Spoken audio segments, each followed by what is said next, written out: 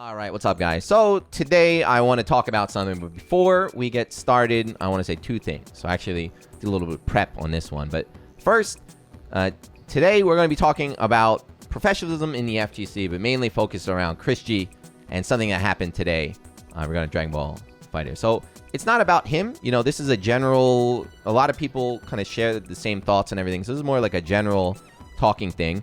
I don't want anyone, you know, this is not trying to like cancel Chris G or like insult him or pick a fight or bring him down or anything like that. So don't make any stupid comments. You know, if I see people, you know, insulting the guy or going after him, I'm just gonna, you know, ban you from talking there. So please, you know, stick to the discussion. And then number two, I might sound like I'm preaching, or I might sound like I think I'm like holier than everybody, but that's not it. I've made a lot of mistakes.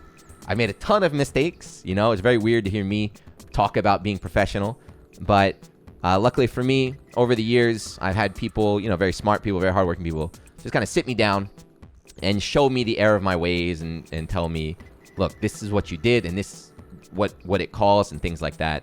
I've had people, you know, that had to apologize for me because of things I did, or people that, you know, they got in trouble. They got in trouble because of things I did, which made me feel very bad. So I just wanted to talk about it. But anyway, here we go. So what are we talking about is this. So this is kind of the big news from today.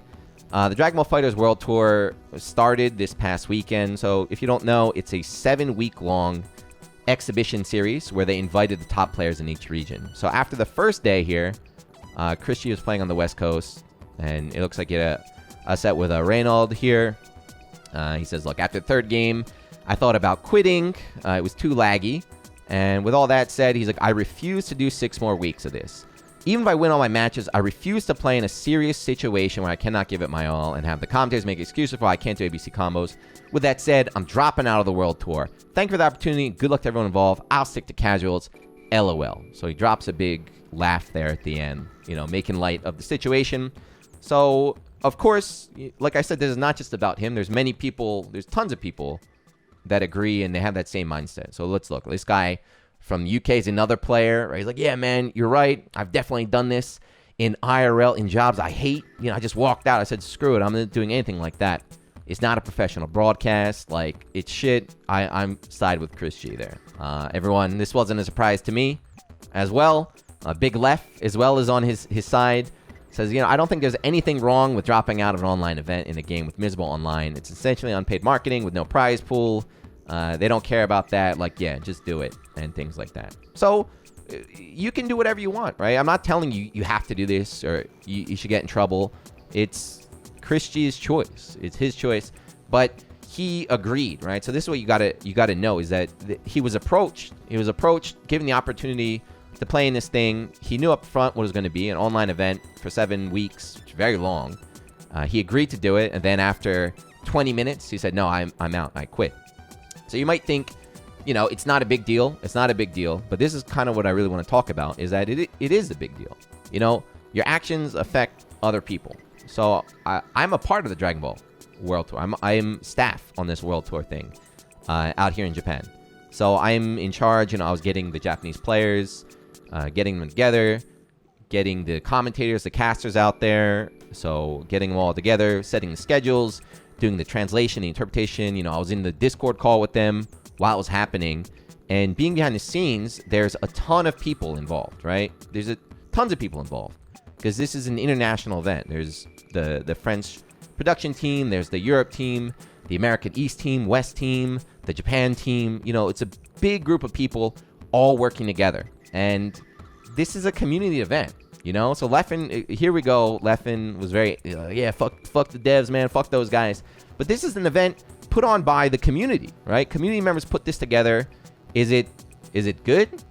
It's online. It's an online. It's a crappy event. Obviously, it's not going to be great. It's not a serious, super serious event.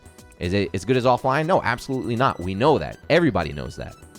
But it's something just for the fans, you know, something for the fans community to enjoy during these crazy times. So Chris G walks out of 20 minutes. And again, people think it doesn't matter and like you just do whatever. So let me just explain, just give you a little, if you think about it, it's not really that hard to think, but this is things that happen, right? First, the idea of the tour happens. Somebody mentions Chris G. They say, all right, let's put Chris G on the list. he's a good player. Let's put him on there. So then the manager now looks at that list and he approves it. He's like, okay, we can have him on the West Coast team. We have our players together. Let's send it over now to Japan. So somebody has to translate, the plan, the player list, send it over to Japan to get approval from Bandai Namco. So Bandai Namco approves it now. Now you need a graphics guy on the stream who's got to make all of the schedule, the graphics, the overlays and everything involving Chris G. I don't know if they made a trailer or not, but again, everything's with Chris G in it. They prepped it for 7 weeks and everything. There's a social media guy as well. There's a guy on social media who's got to make, the Chris G overlay, the schedules with everything that's Chris G's name in it, whatever graphics he's got to make. There was a guy, a stats guy, so they made stats of all the players, so some guy spent his time out there making all the stats on Chris G and everything. There's another guy in the commentary booth that made a prediction sheet, so he made a sheet that had all the matches, and every commentator, even the ones in Japan, went through and they made their predictions for each match of each week kind of thing. So it's a lot of people involved and a lot of time, and after 20 minutes, Chris was like, nah, I'm out, I'm better than this, I'm walking away, and that's that. So, you're allowed to do it, is what I'm saying, but I just want people to, you got to understand that there's a lot of people involved, right? It's not just what you want to do. It's not just what you want to do, right? If you want to be professional, right? This was the big thing at the end. Like, it was going crazy. You aren't a pro if you do not make a living doing what you do. You aren't a pro if you do not win. Like, stop it. So he was going really off about what it means to be like a professional and a pro. That's not a pro. That's not professional. It's just walking away. And we're a very, very small. We're a very small community. We're a very, very small industry. So word gets around. Like, I know this is why I'm talking about it. So you're burning bridges. You're shooting yourself in the foot. And I know because I've done it myself. I've lost opportunities. I've had opportunities presented to me where I said, yeah, that sounds great. Only later to find out someone just was like, no, we don't want that guy. Like, we don't want specifically him because of something I did in the past or a bridge I burned or something like that. So I'm not saying that, be like me. I'm just saying I've made mistakes. Hopefully you guys understand, right? Instead, like this, like Leffen and this guy, and it's not just these two guys. There's tons of dudes in the comments who are like, yeah, man, go for it. That was the main kind of event and thing that happened. And I didn't want to make a video just talking about that, but this tweet right here, this is the one that kind of got me right here. So talking about privilege, I don't even want to talk about the privilege. I just want to skip to the end right here. So he says, so what you mean to say is that it is a privilege that I worked my ass off and got to where I am. Nothing to do with luck, LOL. So I don't think I've ever disagreed with a statement as much as this, claiming that the position he's in has nothing to do with luck.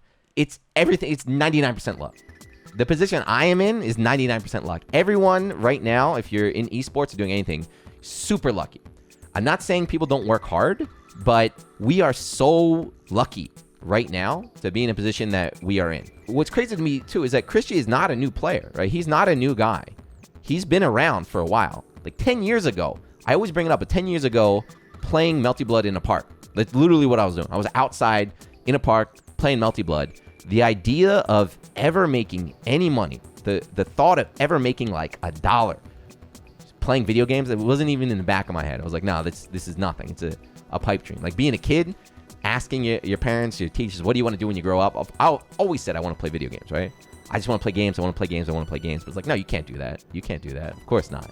But just recently, within the past 10 years, within the past 5 years even, suddenly these opportunities started showing up. And we luckily just happen to be in the right place in the right time, right? We are the leaders, I guess. We're in the forefront of just kind of like esports and gaming and professional gaming. This never existed before. And we don't know where it's going, right? We have no idea where this is going. A lot of people seem to think and truly believe that it's up. Like, we are getting bigger every year, bigger and bigger and bigger and bigger and bigger. We're never going to go down, but there's definitely going to be, ups and downs, and you got to ride the wave. We've already seen some too, right? Echo Fox. So you guys might not know this, but Echo Fox, when Echo Fox was around, they're paying a lot of money.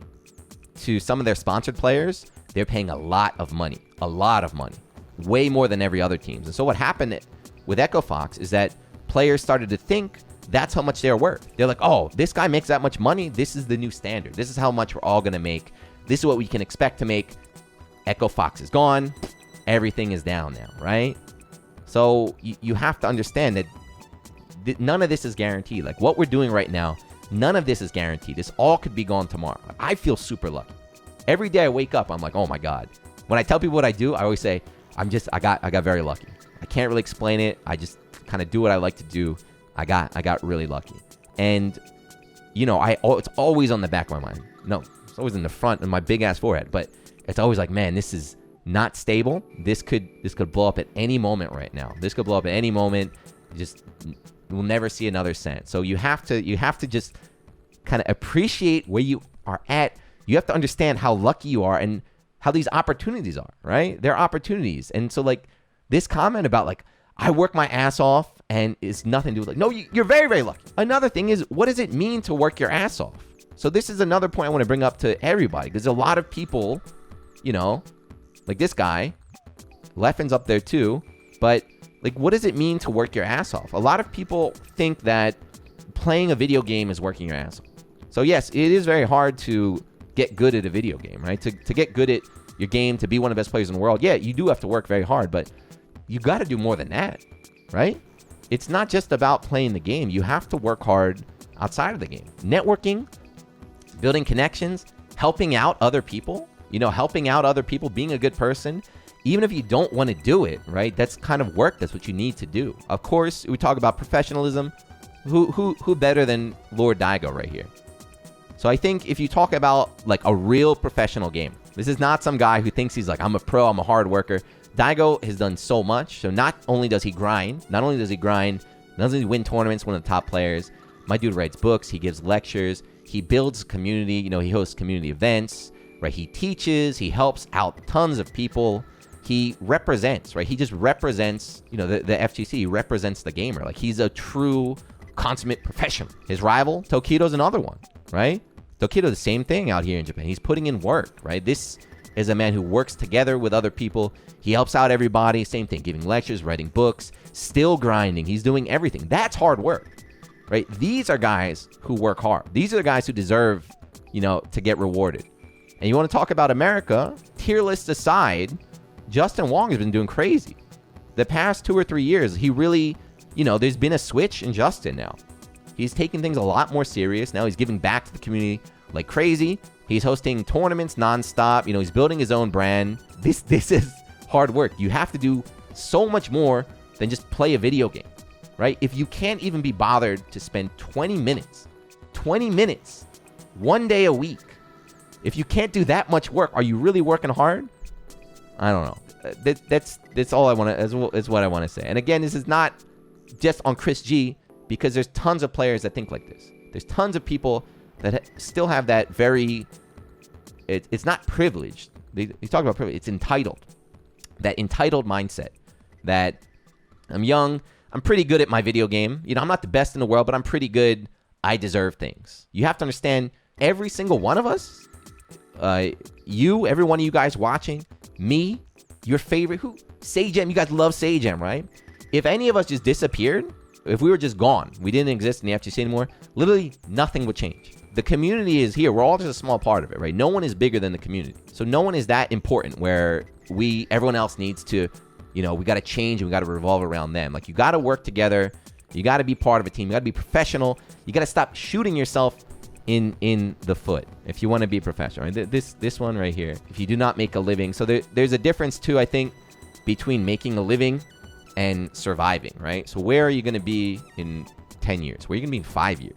Where are you going to be in 1 year, right? Like, what are you building? What are your plans? Where are you going with everything? All you young, there's a lot of very young, aspiring professional gamers. Like, think about it. I'm not saying don't chase your dream. I'm not saying don't chase your dream, even though it's very unstable, but think long term, right? You got to think about long term. You got to think about working together with people. All right, that's it. Like I said, you're still watching. Thank you. Do not. Anyone who just goes off, starts insulting Chris G. I'm just gonna ban you. That's not what I want to talk about. So just talk about what you think, things you can help. Give some love to Damascus and them for putting on the show. And keep watching it. You know, even without Chris Shee, like I said, he's gone. But the Dragon Ball World Tour is still going to happen for the rest of 7 weeks. So support all the dudes that are working hard, doing the commentary and setting everything up. And yeah, I'll see you in the next one. Peace.